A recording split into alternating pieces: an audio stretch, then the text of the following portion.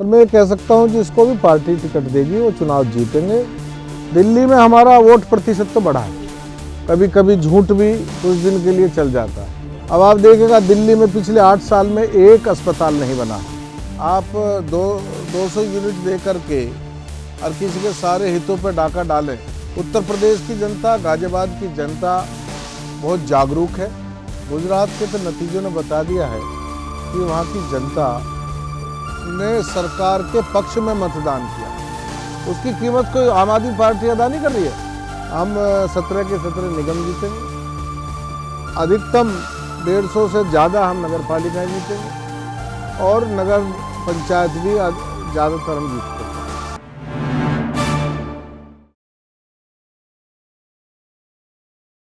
नमस्कार, आप देख रहे हैं NBC हिंदी का खास कार्यक्रम रूबरू। इस कार्यक्रम के जरिए हम आपको एक ऐसी शख्सियत से रूबरू करवाते हैं जो किसी परिचय का मोहताज नहीं होता, जो अपने क्षेत्र के लिए, समाज के लिए पूरी तरह से प्रतिबद्ध होता है। समाज सेवा जिसकी प्रमुख भावना होती है। इसी कड़ी में आज हमारे साथ बातचीत करने के लिए साहिबाबाद से विधायक हैं। इनसे हम बातचीत करके जानने की कोशिश करेंगे कि क्या कुछ चीज़ें रही हैं और किस तरह से जो है लगातार लोगों में इनकी लोकप्रियता बनी हुई है। सर, सबसे पहले आपका बहुत बहुत स्वागत है NBC हिंदी पर।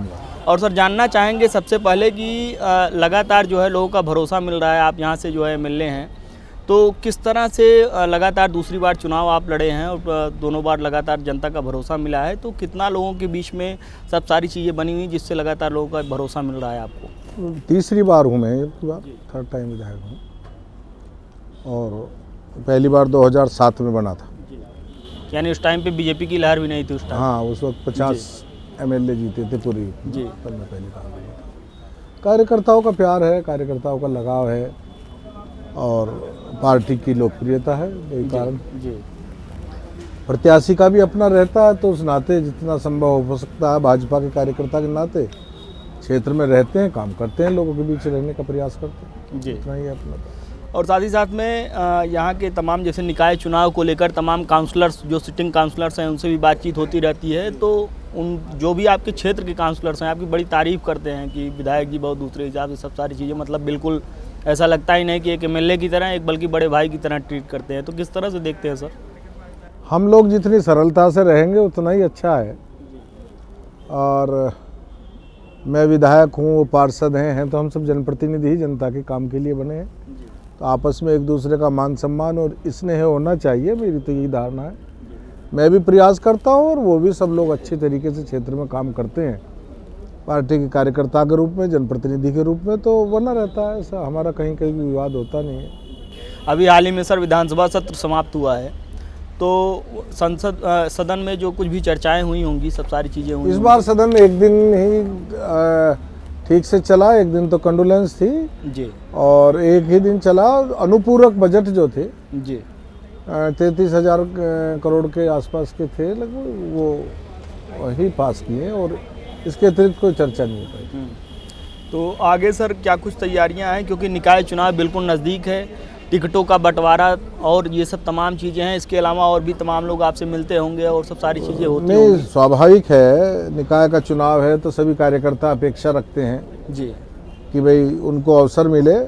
ये पार्टी तय करेगी, हर प्रत्येक वार्ड में कई लोग हैं, लेकिन अवसर तो प्रत्याशी तो एक ही होगा। और मैं ये कह सकता हूँ जिसको भी पार्टी टिकट देगी वो चुनाव जीतेंगे और इस बार हम पहले से भी अधिक पार्षद जीतेंगे, मेयर जीतेंगे, चेयरमैन जीतेंगे, रखोड़ा में सभासद जीतेंगे जी। सर, दिल्ली MCD चुनाव की अगर बात की जाए तो पिछले लगातार 15 सालों से लोगों का भरोसा मिल रहा था, सब सारी चीज़ें थी, तो इस बार आखिर क्या कुछ कमियां रह गई जिसके चलते बहुमत के आंकड़े से आप थोड़ा सा दूर रह गए? 104 ही सीटें मिल पाएंगी। दिल्ली में हमारा वोट प्रतिशत तो बढ़ा है। 15 साल से MCD में थे, उसके बाद भी वोट प्रतिशत बढ़ा है, लेकिन कुछ कारण हो सकते हैं और कभी कभी झूठ भी कुछ दिन के लिए चल जाता है।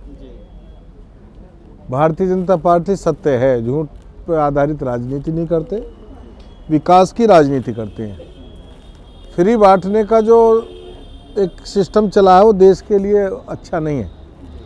अब आप देखिएगा दिल्ली में पिछले 8 साल में एक अस्पताल नहीं बना है, एक स्कूल नहीं बना है, एक फ्लाईओवर नहीं बना है, यमुना का प्रदूषण का क्या हाल है।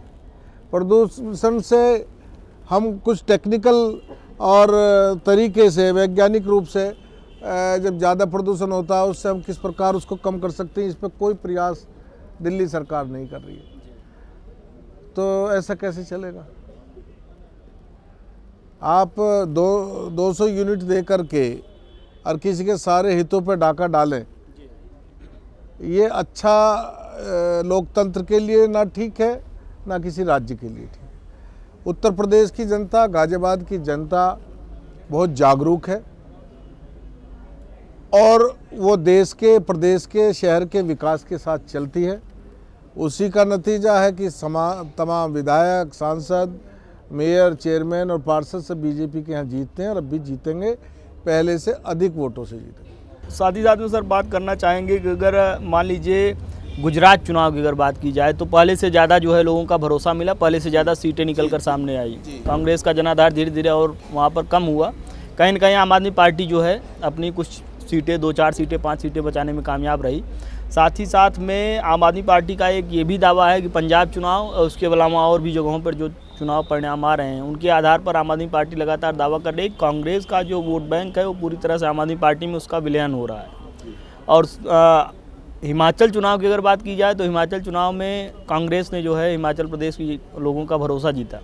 किस तरह से सर आप देखते हैं गुजरात चुनाव और हिमाचल चुनाव के परिणाम? हिमाचल का जहाँ तक है, गुजरात के तो नतीजों ने बता दिया है कि वहाँ की जनता ने सरकार के पक्ष में मतदान किया है।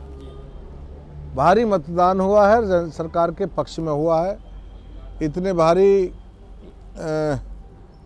उसके साथ, जनमत के साथ हम जीत करके आए हैं। तो हम मोदी जी की और हमारे वहाँ के स्थानीय नेतृत्व की लोकप्रियता है जो लोगों ने वोट किया है। हिमाचल में एक छोटा राज्य है और वहाँ कुछ ट्रेंड भी है, पर ट्रेंड बदलना चाहिए था, नहीं बदल पाया, अगली बार बदल देंगे। मुख्य विपक्षी पार्टी की बात आती है। आम आदमी पार्टी लगातार दावा करती है कि हम कांग्रेस का जनाधार पूरी तरह से हमारे पास आ रहा है। और अभी प्रधानमंत्री जी भी कल परसों में बोल रहे थे कि फ्री की रेवड़ी, यानी पूरी तरह से आम आदमी पार्टी पर ही निशाना था, मुफ्त की बिजली, ये सब तमाम चीज़ों को लेकर। किस तरह से सर आप देखते हैं कि जो ये आम आदमी पार्टी का मुफ्त की बिजली तो तब कही जाए जब कोई अपने पास से दे रहा हो। मुफ्त की नहीं है वो हमारे पैसे की बिजली है जो हमें दी जाए। वो हमारे हॉस्पिटल की बनने वाली के अगेंस्ट है, वो हमारे फ्लाईओवर्स बनने के अगेंस्ट है, वो हमारी सड़कों के अगेंस्ट है, वो हमारे सरकारी स्कूल जो बनते जिनमें बच्चे पढ़ते उनके उस कीमत पर वो मिल रही है। उसकी कीमत कोई आम आदमी पार्टी अदा नहीं कर रही है, उसकी कीमत दिल्ली की जनता अदा कर। जैसे बस उदाहरण क्या दें, भ्रम है जी। दिल्ली विधानसभा चुनाव भी सर बेहद नज़दीक है, 2025 में चुनाव होना है। तो एक चीज़ सर जानना चाहेंगे कि पूर्वी उत्तर प्रदेश की अगर बात की जाए तो गौतम गंभीर की संसदीय सीट से वहाँ से जो है डबल काउंसलर्स आपके निकल के आते हैं। यानी आम आदमी पार्टी के जितने काउंसलर्स निकलते हैं उससे डबल जो है बीजेपी के काउंसलर्स निकलते हैं। कहीं ना कहीं गौतम गंभीर का प्रदर्शन शानदार रहा, चाहे क्रिकेट की पिच हो चाहे राजनीति की पिच हो, तो दोनों जगहों पर शानदार प्रदर्शन। क्या दिल्ली विधानसभा चुनाव में गौतम गंभीर को पार्टी कोई बड़ी जिम्मेदारी दे सकती है उनके प्रदर्शन के आधार? ये शीर्ष नेतृत्व का है, मैं उसके लिए पर कुछ कहने के लिए सक्षम नहीं हूँ। जी। और साथ ही साथ हम सर जानना चाहेंगे कि लोकसभा चुनाव को लेकर आप क्या कुछ तैयारियां बना रहे हैं? 2024 गाजियाबाद में लोकसभा चुनाव हम ऐतिहासिक मतों से जीतेगी भारतीय जनता पार्टी, और उसमें हमें कोई संदेह नहीं है, हमारी तैयारी पूरी है। उत्तर प्रदेश निकाय चुनाव को लेकर सर क्या कुछ कहना चाहेंगे, क्योंकि अब चीज़ें बहुत एकदम 17 नगर निगम है, 200 नगर पालिकाएँ हैं और नगर पंचायत की एग्जैक्ट गिनती में ध्यान नहीं आ रही है। हम 17 के 17 निगम जीतेंगे, अधिकतम 150 से ज़्यादा हम नगर पालिकाएँ जीतेंगे और नगर पंचायत भी ज़्यादातर हम जीत करके आए। भारी प्रचंड बहुमत से नगर ये निकाय चुनाव भारतीय जनता पार्टी जीतेगी जी। और 24 के चुनाव में क्या फिर से जो है हैट्रिक लगा पाएंगे? सब सारी चीज़ें परफॉर्मेंस के आधार पर तमाम जगहों पर कि गाजियाबाद से भारतीय जनता पार्टी पहले से अधिक मतों से जीतेगी। ओवरऑल अगर पूरे यूपी की बात की जाए तो यूपी में कितनी सीटें, आपको क्या कुछ लगता है, एक अनुमान होगा आपका? यूपी में जनता ने विधानसभा चुनाव में बता दिया और लोकसभा चुनाव में तो मोदी जी के लिए वोटिंग होगा, तो मुझको लगता है कि परिणाम बहुत अच्छे रहेंगे। NBC हिंदी को अपना कीमती समय देने के लिए आपका बहुत बहुत आभार।